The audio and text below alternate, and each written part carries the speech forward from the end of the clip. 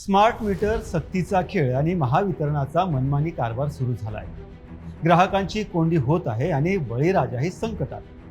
राज्यात गेल्या काही महिन्यांपासून वीज वितरण कंपनीने साध्या वीज मीटरच्या जागी स्मार्ट मीटर बसवण्याचा जणू सपाटा सुरू केला आहे. शासन आणि वीज कंपन्यांकडून ही प्रक्रिया पूर्णपणे स्वेच्छेवर आधारित असल्याचा कितीही दावा केला जात असला तरी प्रत्यक्षात मात्र सर्वसामान्य ग्राहकांवर वेगवेगळ्या क्लुप्त्या शोधून स्मार्ट मीटर बसवण्यासाठी प्रचंड असा दबाव टाकला जाता. ग्राहकांचा वीज वापर नेहमीसारखाच असताना सुद्धा अचानक मीटर तपासणीच्या नावाखाली पथके पाठवून मीटर स्लो आहे किंवा नादुरुस्त असल्याचं सांगत सक्तीने स्मार्ट मीटर बसवले जात असल्याचा खळबळजनक आरोप महाराष्ट्र वीज ग्राहक संघटनेने केला आहे. हा केवळ शहरी किंवा मध्यमवर्गीय ग्राहकांचा प्रश्न राहिलेला नाहीये, तर दुसरीकडे वीज कंपनीच्या याच ढिसाळ आणि मनमानी कारभारामुळे राज्यातील शेतकरी होरपळून निघालेला आहे. चला संपूर्ण प्रकरण समजून घेऊया.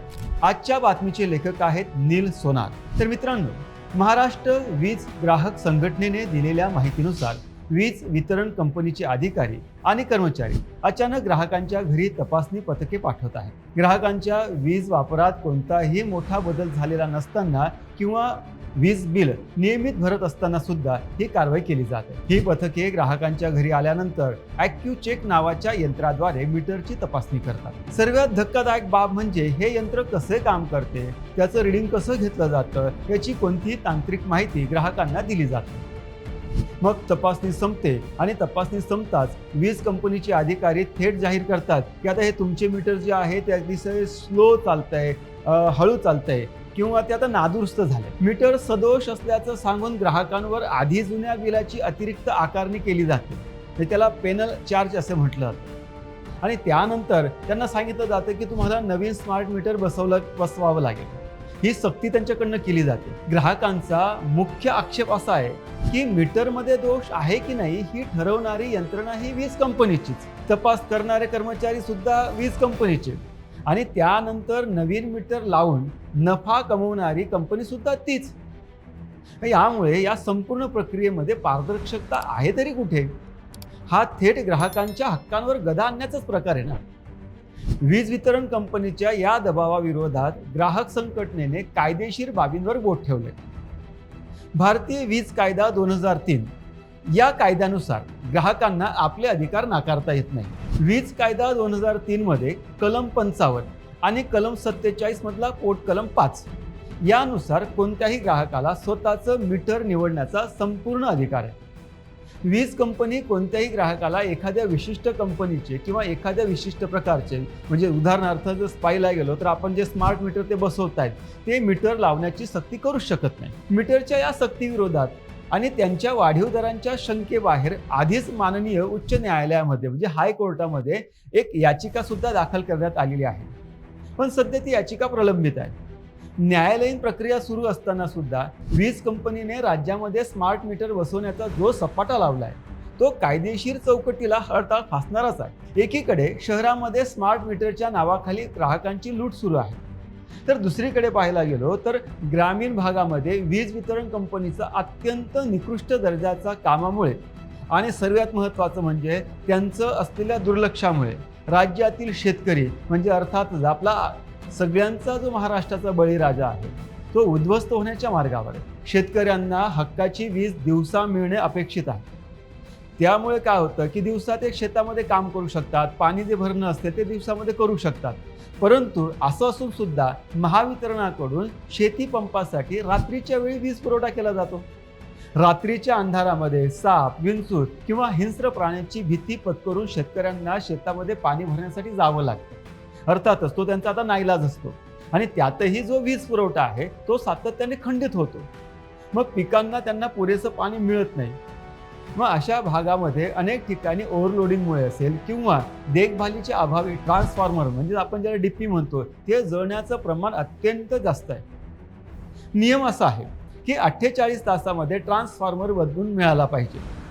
परंतु प्रत्यक्षात महावितरणाचे जे अधिकारी आहेत ते नवीन ट्रान्समीटर देण्यासाठी शेतकऱ्यांकडे पैशांची मागणी करतात किंवा महिना शेतकऱ्यांना अंधारातच ठेवतात. पाणी असूनही विजेअभावी पिके डोळ्यासमोर वाळून जात आहेत। शेतकऱ्यांना शेती पंपाची बिलं सरासरी म्हणजे त्यांचा महिन्याचा ॲव्हरेज जो आहे तो गृहीत धरून ती बिलं पाठवली जातात।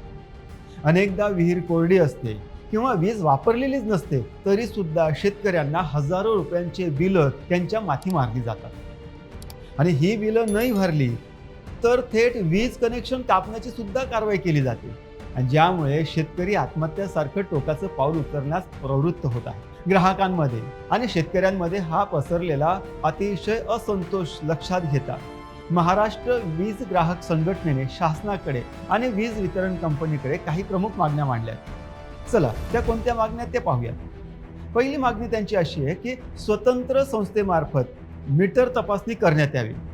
मीटर फास्ट आहे की स्लो आहे हे ठरवण्याचा अधिकार केवळ वीज वितरण कंपनीला नसावा। त्यासाठी एखादी स्वतंत्र अशी त्रयस्थ म्हणजे थर्ड पार्टी संस्थेची नियुक्ती करण्यात यावी। दुसरी गोष्ट अशी की न्यायवैद्यक प्रयोगशाळेचा वापर करण्यात यावा। मीटरमधील छेडखानी केली जाते किंवा त्याच्यामध्ये काहीतरी तांत्रिक दोष आहे का हे तपासण्यासाठी अधिकृत न्यायवैद्यक प्रयोगशाळेमार्फत तपासणी करण्यात यावी, जेणेकरून तपासणी जो अहवाल आहे तो अधिक विश्वासार्ह आणि तटस्थ राहील। तिसरी महत्त्वाची मागणी म्हणजे ग्राहकांच्या संमतीची सक्ती। यात काय की ग्राहकांची लेखी आणि स्पष्ट संमती घेतल्याशिवाय त्यांच्या घरातील असेल किंवा त्यांच्या व्यवसायामधलं जे साधं मीटर आहे ते काढून तिथं स्मार्ट मीटर बसवू नये। वाढीव बिलांचं स्पष्टीकरण देण्यात यावं। चौथी मागणीमध्ये मीटर सदोष ठरवून जी अतिरिक्त किंवा वाढीव आकारणी केली जाते त्याचं सविस्तर तांत्रिक स्पष्टीकरण ग्राहकाला लेखी स्वरूपात देण्यात यावं। त्याची पाचवी मागणी अशी आहे की पारदर्शक अशी प्रक्रिया करण्यात यावी। मीटर तपासणीची पूर्ण प्रक्रिया ग्राहकांसमोर आणि त्यांना समजेल अशा भाषेत करावी। ॲक्युचेक यंत्राचं रीडिंग घेताना पारदर्शकता बाळगावी। मित्रांनो, वीज ग्राहक संघटनेने प्रशासनाला स्पष्ट इशारा दिलाय की ग्राहकांमध्ये या प्रकरणावरून अत्यंत तीव्र नाराजी आहे। जर वीज वितरण कंपनीने तात्काळ आपली मनमानी थांबवली नाही आणि या संपूर्ण प्रक्रियेमध्ये पारदर्शकता आणली नाही तर राज्यातील वीज ग्राहक रस्त्यावर उतरून आंदोलन करतील। एकीकडे महागाईने होरपळणारा सर्वसामान्य नागरिक आणि दुसरीकडे निसर्गाच्या त्या लहरीपणामुळे महावितरणाच्या मनमानीचा सामना करावा लागणारा हा शेतकरी, या दोघांनाही आता तातडीने दिलासा मिळणे गरजेचं आहे। सरकारने या प्रकरणात मध्यस्थी करून स्मार्ट मीटरच्या नावाखाली सुरू असलेला हा जो सक्तीचा खेळ आहे तो तात्काळ थांबवावा हीच आजच्या घडीला संपूर्ण महाराष्ट्राची मागणी आहे।